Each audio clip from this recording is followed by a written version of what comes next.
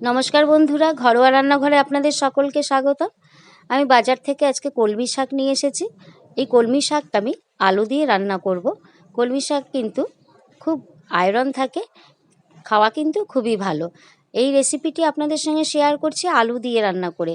আপনারা দেখুন, যদি ভালো লাগে অবশ্যই লাইক, শেয়ার অ্যান্ড সাবস্ক্রাইব করতে কিন্তু ভুলবেন না।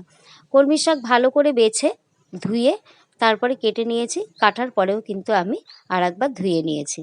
কড়াইতে তেল গরম করে আমি প্রথমে 4টে শুকনো লঙ্কা একটু লাল লাল করে ভেজে তুলে রাখছি।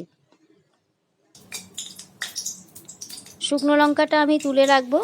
পরে কিন্তু কলমি শাক হয়ে গেলে পরে নামানোর আগে আমি এটাকে গুঁড়ো করে শাকের মধ্যে ছড়িয়ে দেব। লঙ্কাগুলোকে ভেজে তুলে রেখেছি। এবার এই তেলের মধ্যেই আমি দিয়ে দিচ্ছি একটা তেজপাতা আর সামান্য একটু জিরে ফোড়ন। ফোড়নটা থেকে সুন্দর গন্ধ বেরোলে আমি ডুমু ডুমু করে আলু কেটে রেখেছিলাম, সেই আলুগুলো এর মধ্যে দিয়ে মিনিট 2 কিন্তু একটু ভেজে নেব। ভাজার সময় আমি এর মধ্যে সামান্য একটু লবণ আর সামান্য একটু হলুদ দিয়ে নেব। দিয়ে দিচ্ছি সামান্য একটু লবণ আর হাফ চামচ হলুদের গুঁড়ো। আলুটাকে কিন্তু একটু লাল লাল হওয়া পর্যন্ত ভেজে নেওয়ার পরে কেটে রাখা শাকগুলো এর মধ্যে আমি দিয়ে দিচ্ছি।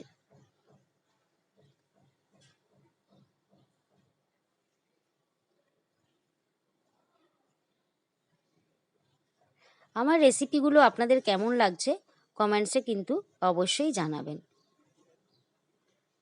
খুব ভালো করে একটু নাড়াচাড়া করে নিচ্ছি, আমি মিশিয়ে নিলাম।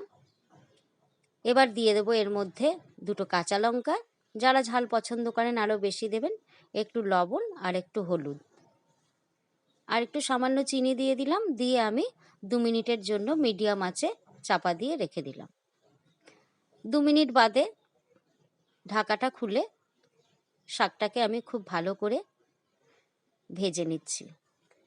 এই শাকটাকে কিন্তু আমার কম করে 5 মিনিট ধরে মিডিয়াম আঁচে এরকম ভেজে যেতে হবে, যতক্ষণ না পর্যন্ত সুন্দরভাবে শাকগুলো আলুর সঙ্গে মিশে যায়।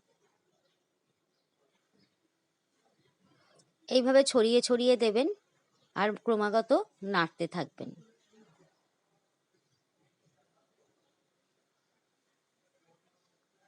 শাকের জল আমার সম্পূর্ণ শুকিয়ে গেলে এর মধ্যে আমি দিয়ে দিচ্ছি একটু ভেজে রাখা জিরের গুঁড়ো।